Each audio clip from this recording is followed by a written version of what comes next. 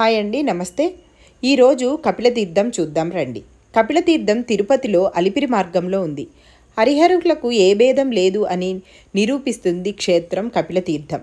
ఈ దేవాలయం అందమైన ప్రకృతి మధ్యలో ఎంతో అందమైన జలపాతం అద్భుతంగా ఉంటుంది. ఈ ఆలయం ఇక్కడ కపిల మహర్షి శివుణ్ణి గూర్చి ఘోర తపస్సు చెయ్యగా ఆయన తపస్సుకు మెచ్చిన పరమశివుడు పాతాళం నుంచి పుడమిని చీల్చుకుంటూ వచ్చి ఈ పవిత్ర క్షేత్రంలో కొలువై ఉన్నారని స్థల పురాణం చెప్తున్నాయి. కపిల మహర్షి తపస్సుకు మెచ్చి వెలిసిన శివుడు కనుక కపిలేశ్వరుడుగాను, ఇక్కడ లింగాన్ని కపిలలింగంగాను పిలుస్తారు. ఇక్కడ అమ్మవారు కామాక్షీదేవి. ఇక్కడ అగ్నిదేవుడు ఆరాధించిన కారణంగా ఈ లింగాన్ని అగ్నిలింగంగా పిలుస్తారు. ఇక్కడ కొండల్లో నుంచి వచ్చే ఆకాశగంగా శివుడు జటాజూటం నుంచి వచ్చే విధంగా ఉంటుంది.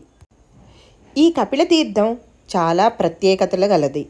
ఇక్కడ స్వామివారిని ఆరాధించినట్టయితే సంతానం లేని వారికి సంతాన భాగ్యం, ఆరోగ్యం లేని వారికి ఆరోగ్యము, చర్మ సంబంధిత వ్యాధులు తగ్గుముఖం పడతాయని ఇక్కడి వారి నమ్మకం.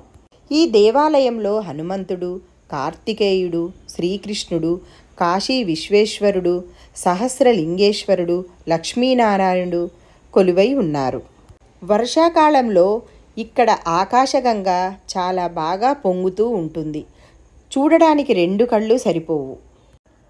మీరు చూడండి. నచ్చినట్టయితే లైక్ చేయండి, షేర్ చేయండి, సబ్స్క్రైబ్ చేయండి, కామెంట్ చేయడం మర్చిపోకండి. నమస్తే.